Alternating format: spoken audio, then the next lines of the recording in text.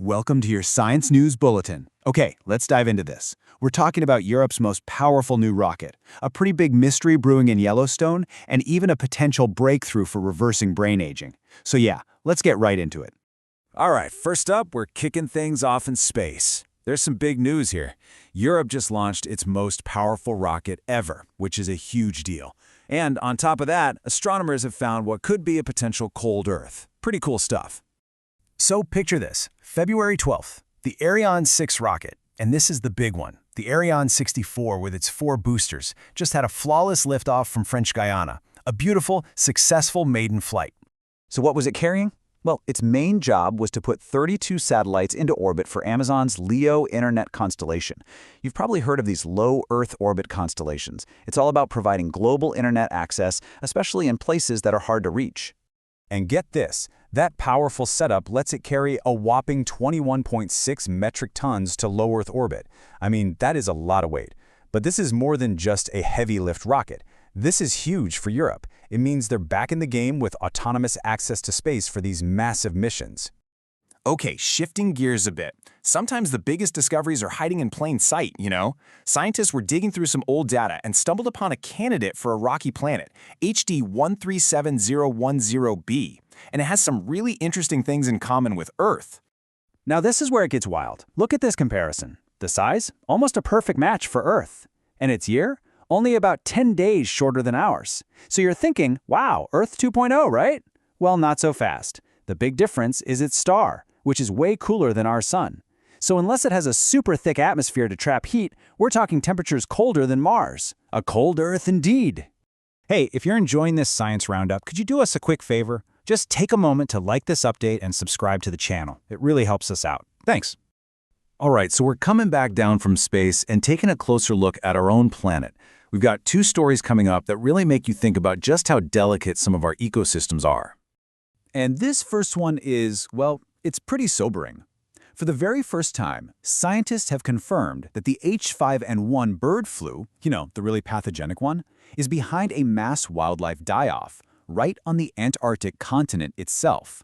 So what did they find? Over 50 skuas, these are predatory seabirds, were found dead, and they were showing these awful neurological symptoms. I mean, this is a huge, huge deal. It's confirmation that the virus has made it to Antarctica, one of the most isolated places on Earth. And that raises some really urgent concerns for the wildlife there, like penguins and seals, who have absolutely no natural defense against this. And this quote from Professor Thijs really hits home. He says, if nobody is watching, we won't know what is happening. And that's the scary part, right? Antarctica is just so massive and remote. This could just be the beginning. The virus has now officially reached every single continent except for Oceania. Okay, for our next story, we're looking at something you've probably heard before. It's one of the most famous success stories in conservation. But a new study is asking a really big question. Did it actually happen the way we all think it did? Yeah, we're talking about the wolves in Yellowstone. The story we all know is pretty simple, right?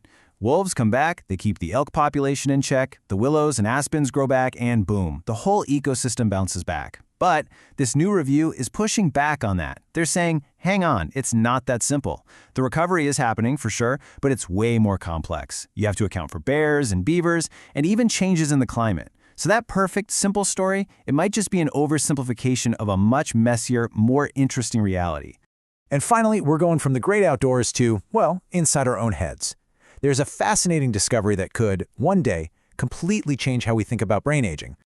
So to get what's going on here, we need a quick look at neural stem cells. Think of them as the brain's master cells. They're the ones that create new neurons, which are absolutely essential for things like learning and memory. The problem is, as we get older, they just don't work as well. But here's the breakthrough.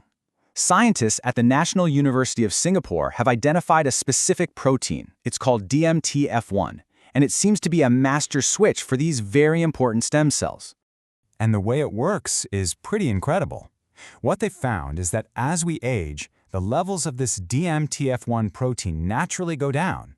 And as that happens, the stem cells kind of lose their mojo. They can't make new neurons as well. But, and this is the really exciting part, when they restored the levels of DMTF1 in the lab, the stem cells woke back up. They started regenerating again.